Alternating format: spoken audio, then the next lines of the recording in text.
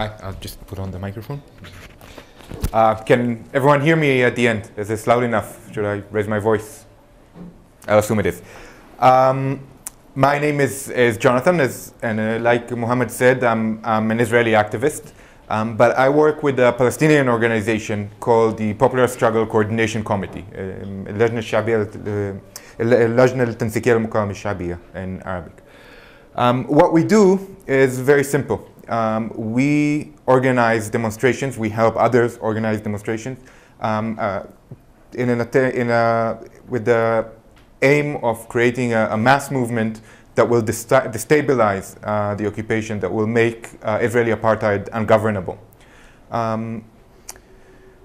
The idea is to help people who face repression to be able to come together and resist Israeli apartheid. And I'd like to show a short video at the beginning to give you a more visual understanding of what that means.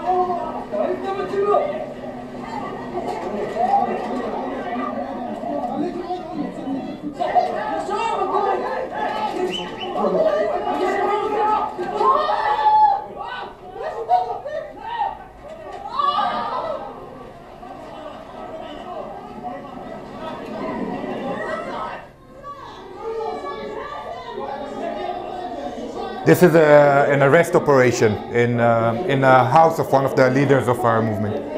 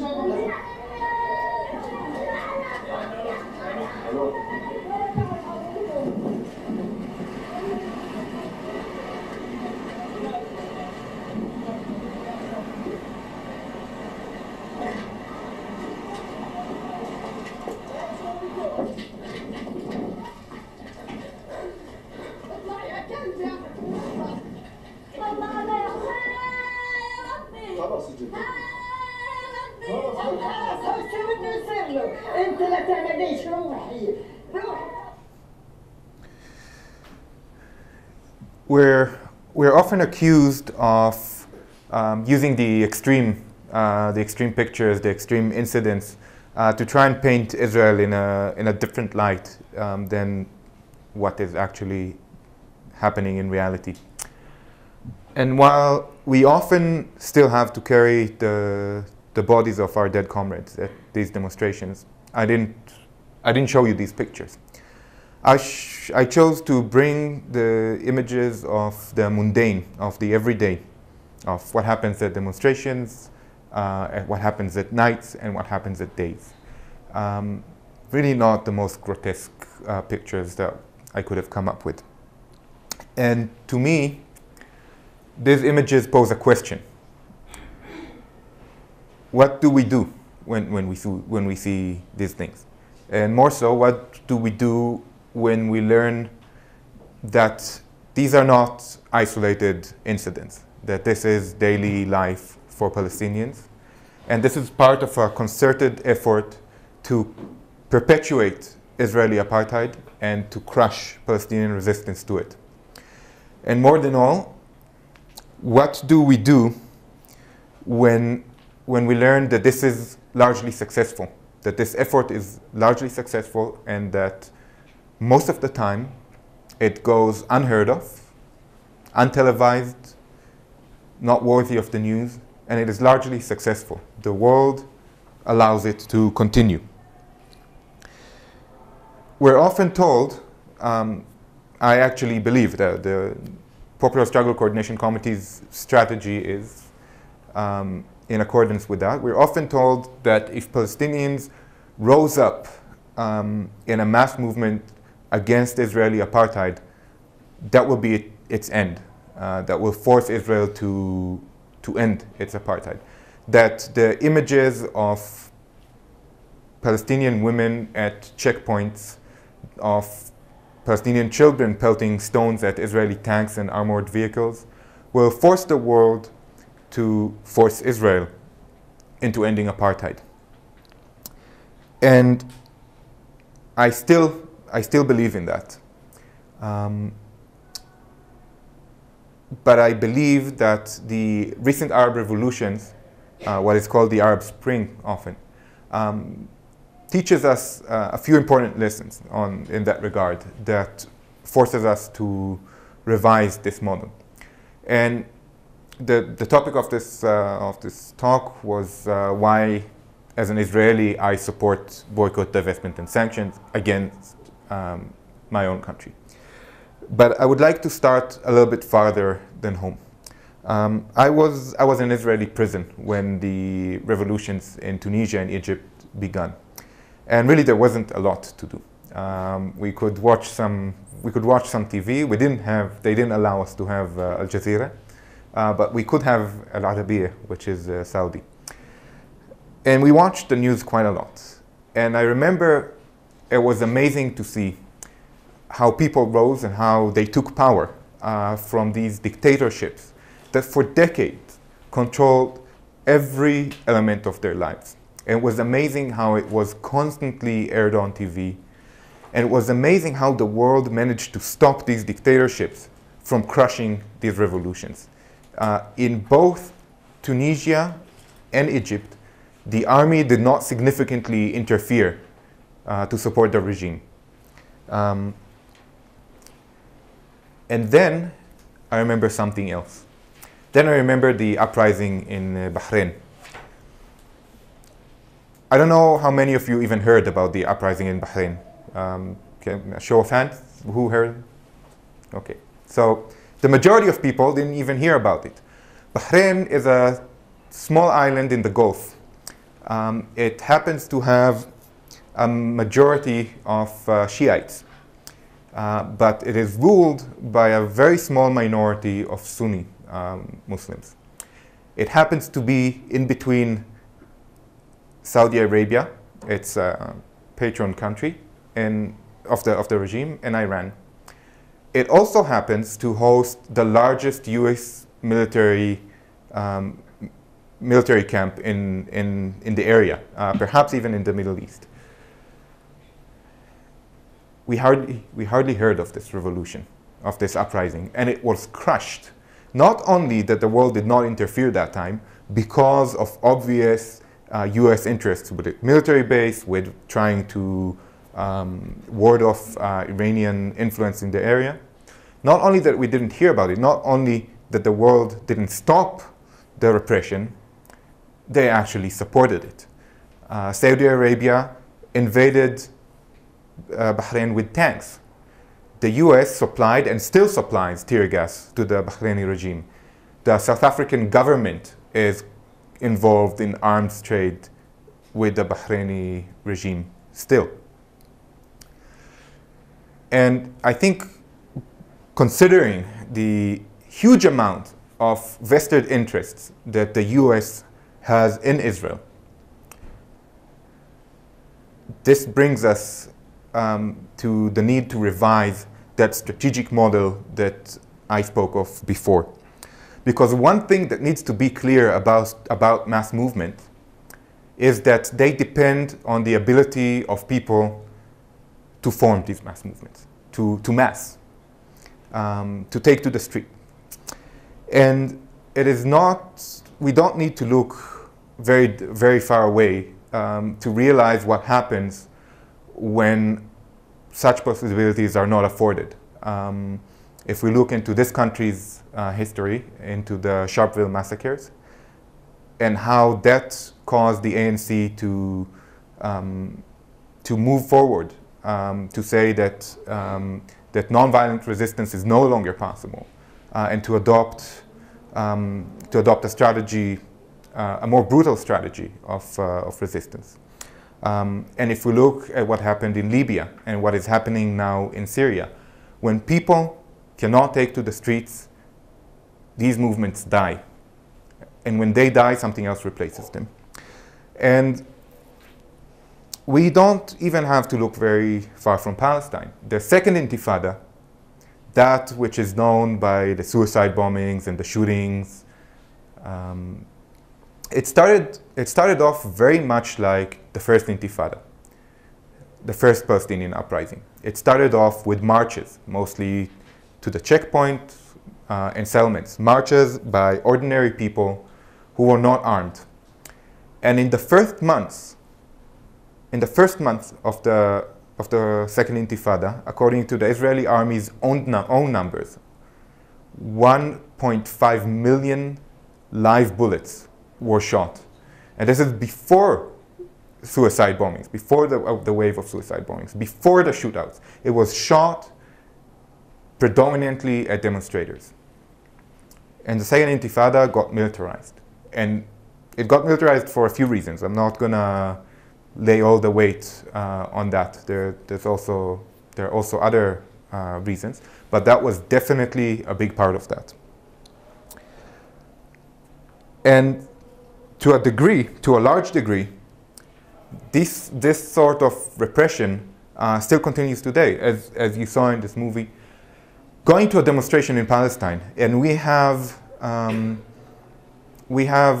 organize people to march out every week, every Friday, in several locations, and every week hundreds of people will go out. And that involves being shot at with tear gas on a regular basis, being shot at with rubber-coated bullets on a regular basis. Sometimes it means being shot at with live ammunition. It means that their villages are being raided, that their people are being arrested, that their leadership is being arrested, and mostly that their children are being targeted. One of Israel's most efficient tools of repression is their use of the military courts, the use of legal persecution. We have something that you never had in this country. We have two different systems of law that preside over in one territorial place. So Israelis are subject to Israeli law, despite whether they're in Israel or in the occupied territories. However, Palestinians are subject to Israeli military law. That means that as an Israeli, if I'm arrested together with a Palestinian at the same, say we were at that demonstration and we were arrested together, I would be taken in front of a judge, in front of a civilian judge in the Israeli criminal system within 24 hours. It is very rare that an Israeli like myself would be remanded. For a Palestinian, it will be 4 times as long. They will have to wait 96 hours, 4 days. And they will see a military judge, an Israeli military judge, which is a soldier, who is a soldier in uniform. In the Israeli military legal system, there isn't even the facade of a separation of powers. The person who arrests you is a soldier, your prosecutor is a soldier, your judge is a soldier in uniform, and the legislator, he's also a soldier. Military law, Israeli military law is not even, it's difficult to even call it law. It's a set of hundreds and hundreds of decrees that were signed by the military commander. It doesn't go through any legislative process. And I'd ask you to guess, but it'd be a little bit ridiculous, what is the conviction rate in the military court?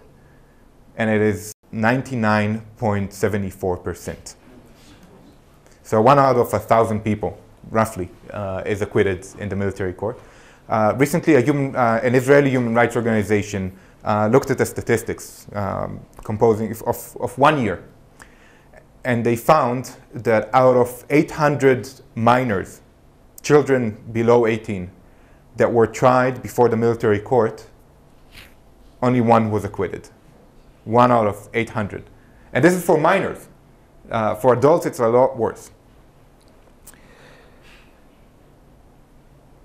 The way that the Israeli army often uses the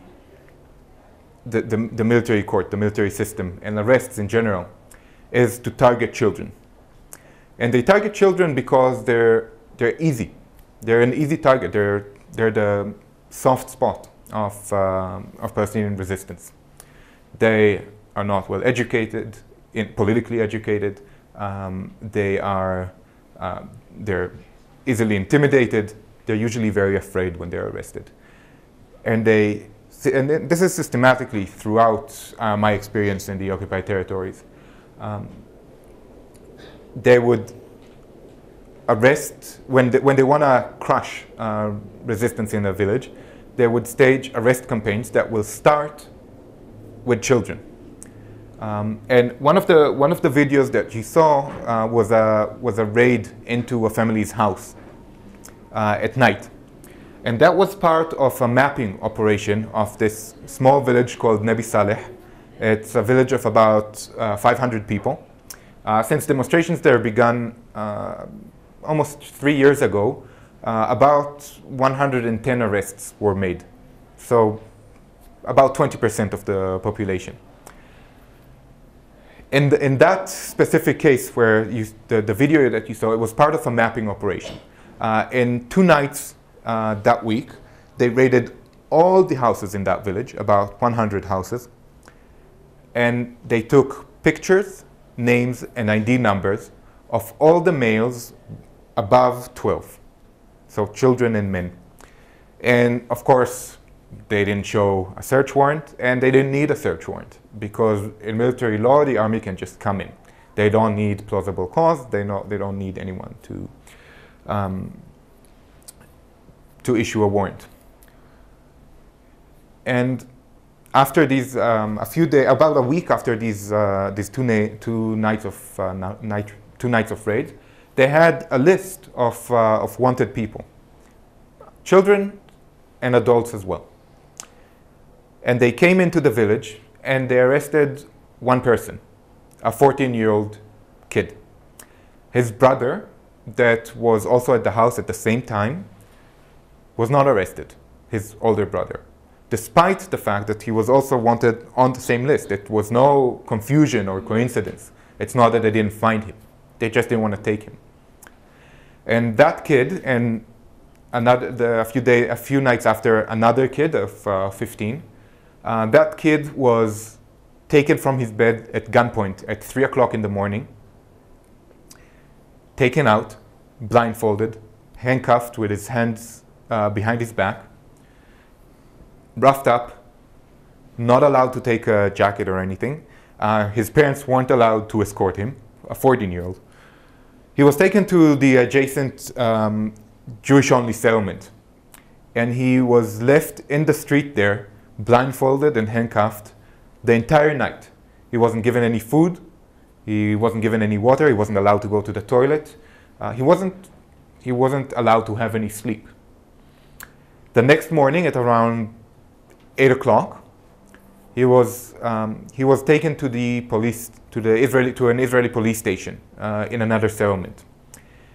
And at about 9:30 in the morning, they started questioning him. And the interrogation took about 5 hours. And his rights were severely violated. Even the way that he was arrested is a severe violation of his rights. Actually, even a violation of international law and the way you're supposed to treat children. Usually, we can't prove any of this stuff. And at court, it's the child's word against the interrogator. But in this case, and in the next case of the 15-year-old, they were dumb enough to film the interrogation. And really, they were dumb enough because they don't have to. And they usually don't do it. And when they filed an indictment against him, they had to give us the footage. And I'd like to show you an excerpt from these two children's interrogation.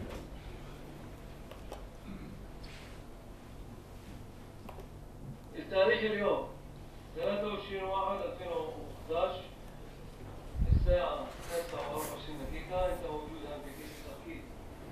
كيس التركيب مدخول الشاي، فرد الشاي، هذا يصير تماما الشرطة. وأنت مشغول إنه أنت وآخرين. أنا شرطي سميرنون وهذا شرطي اسمه موشي. أنت مشغول إن أنت وآخرين سويتوا مظاهرات وضربتوا فجار على السيارات وعلى الجيش الإسرائيلي. جاب النبي صلاح. وهذا إشي بدي تقول. كل إشي ذكي. استنى. شوف كل إشي. מה השמם? קמתם ועשיתם תהלוכות שהם נגד החוק? הפרת הסדר הציבורי.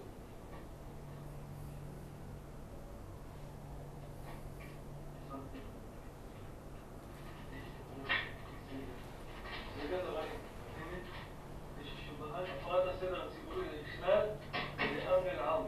הרجل هذا الإخلال بأمر العام. هذا الشبهات. أنتم سويتوا فعاليات إخلال يقول طبعا وعد الأمن ممكن وضربتوا فجار وهذا شيء تذكر بس دقيقة استنى قبل ما تحكي أنا بدي أقول لك مسموح لك تشوف محامي ومسموح لك تحكي مع محامي.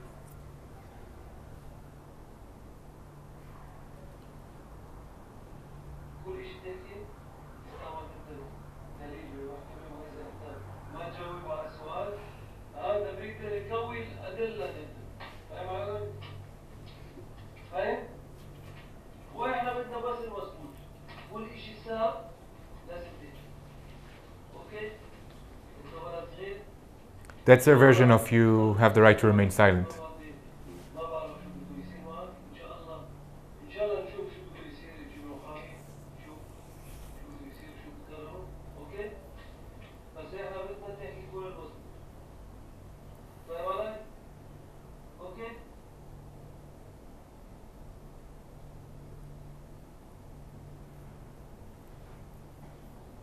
بدي نحكي صحيح؟ وتساعد نفسك؟ شو بدك؟ نحكي صحيح؟ يلا احكي. مين أول يوم بدأت ترمي حجار؟ من أول يوم؟ شو صار؟ ومين حرضك في البلد ترمي حجار؟ حرضوك أنت ولد صغير، حرضوك ناس كبار عارفين. يحرضوك كبار، مضبوط؟ يحكي كل شيء. هذا مصطلح. شو صار؟ הוא בכיתה שלי, בשכבה שלי, בשכבה שלי, עם הסכין, הם שחקנים!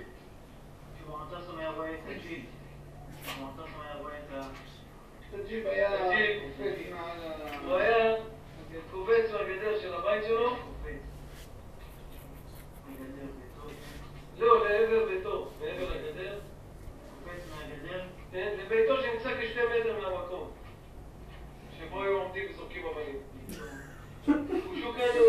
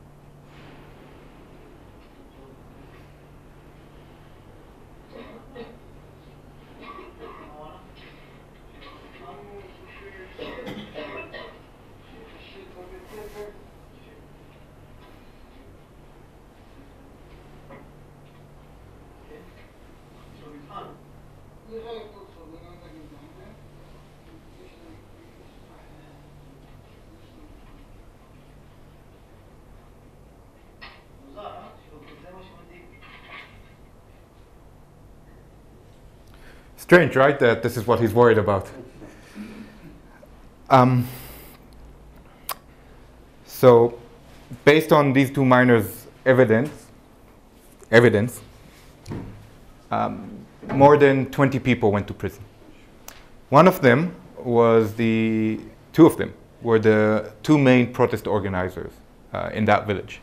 The arrest that you saw at the end of the first movie, that was Bassem Tamimi, that's one of the protest organizers who was arrested because of that testimony. Now, like I said, usually we can't prove anything. It's a boy's word against theirs. But this time, not only we could prove that all of this happened, that they were arrested in the middle of the night, not allowed sleep, not told of their right to remain silent, told who to incriminate and how, didn't have their parents present despite the fact that the law obliges it. The lawyer wasn't allowed in despite the fact that he was there. Only one of the four, you saw three, but there were actually four interrogators at some point. Only one of them was a qualified youth interrogator. The law requires that they'll all be. Despite all these things, these testimonies were ruled admissible by the court. And that was the basis for convicting more than 20 people, including the protest leaders who supposedly incited the children. Not one single piece of hard evidence, not one single piece of uncontaminated testimony. In fact, in court, the boys recanted their testimony. They said, we were afraid. But in an Israeli military court, unlike in your system, a judge can say, oh, it doesn't matter. I have his statement at the police in front of me, and I believe that statement. And Bassem Tamimi was sentenced to 13 months in prison for these testimonies, for this high-quality legal material. And our strategy is to create a situation of ungovernability on the ground, like I explained. For many reasons. Partly because Israel's occupation is the cheapest occupation one of the cheapest occupations in history. Charity pays for it. There's money coming. There's money coming from all over the Muslim world to support Palestinians on a charity level. Orphanages, food, etc., schools, things that the occupation should pay for. The European Union and the US pay for it through the Palestinian Authority. And Israel has to pay almost nothing for maintaining its occupation. It's not only one of the cheapest, it's probably one of the most profitable occupations, directly profitable. So of course there's like I said before, a strategy of ungovernability depends on the people's ability to create this ungovernability, to confront the institutions of apartheid, of Israeli apartheid. And of course it faces repression. And considering what we've discussed about Bahrain and about Libya and about what we know from the second Intifada, this model, this strategic model, demands a revision, demands deep strategic thinking on how we can sustain an uprising. And I believe that the answer to that is also in the history of this country. It is in a strong infrastructure of international solidarity. It is in campaigning and organizing and coming together to support liberty, to support freedom for Palestinians, to support an end of apartheid.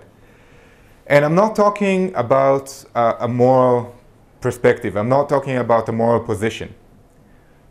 It is important, but a moral position is not what is going to help Palestinians.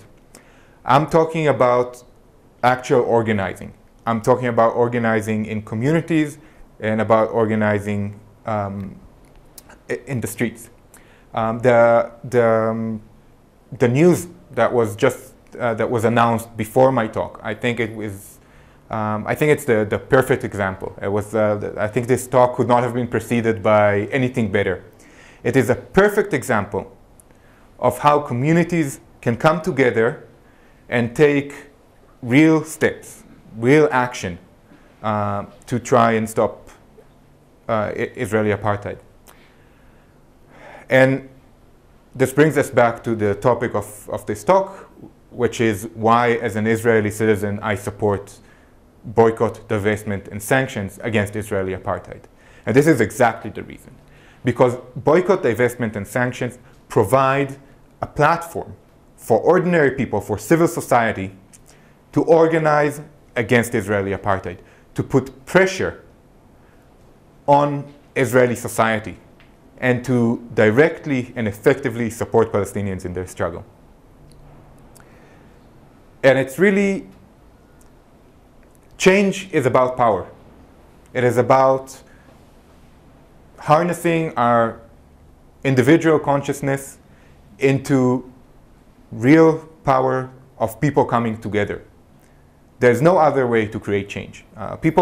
Governments, people who have power in their hands, are not going to volunteer to give it away. But I believe that despite the power of corporations, despite the power of governments, I believe that, that we, as ordinary people, we have more power than they do. And the boycott on South Africa, it ended with sanctions, but it didn't start with governments. It started with the efforts of civil society all over the world. First with consumer boycotts, and it ended with official sanctions by the UN, by governments, the banking sanctions, and it forced South African apartheid. It was part of the forces that forced South African apartheid to end. And it minimized, solidarity minimized the ability of the South African regime to use force against people. When there were spontaneous when there were organized demonstrations across the globe to support a day of mobilization in South Africa, the ability of the South African police and South African army to repress these insurrections here was lessened. And it can be exactly the same for Palestine. In fact, it is already the same for Palestine. The boycott, divestment, and sanction movement is a growing movement. And I think today in South Africa, we're witnessing a historic moment of this movement's growth with a number of things. One of them is the notice that was issued by the DTI, which is a very simple one. It mandates traders to correctly label produce that comes from Israeli settlements. It's a tiny step. Really, it's nowhere near enough. But in my opinion, it's historic because it is the first time that a democratic government that has diplomatic relations with Israel takes such a step, does not recognize Israel's regime or Israel's presence beyond the green line in concrete steps, not in statements. And it's not, and I say that it's only a first step because it's not that apartheid ends in the green line. And it's not that Israeli economy is not so intertwined that you can actually make these separations. But nevertheless, it shows us how we have power. Because the South African government, the DTI, they didn't volunteer to do this. They were pressured by a campaign by civil society, by Open Shuhada Street, by Boycott, Divestment, and Sanctions South Africa. They were pressured to do it. And they knew that the pressure that they're facing from this direction is stronger than from the other direction. And it does not mean that this is not an achievement that we shouldn't defend. Only today it was published that the South African Zionist Federation is taking the DTI to court for the notice to have it revoked. So it is definitely something that we need to fight for. But also, I don't think that we have to wait for government action. Boycott, divestment, and sanction actually gives us an opportunity as ordinary people to take action without waiting. With or without the notice, South African law forbids false labeling. It forbids labeling settlement products as Israeli products. Israel doesn't recognize the West Bank as part of, South Africa doesn't recognize the West Bank as part of Israel. It is actually something that community groups can do to demand that these products, because they're labeled incorrectly, are removed from supermarkets. And it is a power that we have right now without waiting. And it is something that we can use for organizing. The situation in Palestine is complex, and we can go into why I believe it's apartheid and why I believe that it should be resisted. But our time is short, and there's no way that we can do it, and I'm really not here to educate you. There are enough sources of education other than me, better ones probably. I'm really here today to recruit you. I'm really here to tell you that we need your help, the same way that you needed the help of every other nation in the world when you struggle against apartheid. We need you to end Israeli apartheid and for Palestinians to live in liberty and in freedom, and for their rights to be fully restored. We need you to say today, here, and tomorrow, never again. Never again here, and never again in Palestine. Thank you.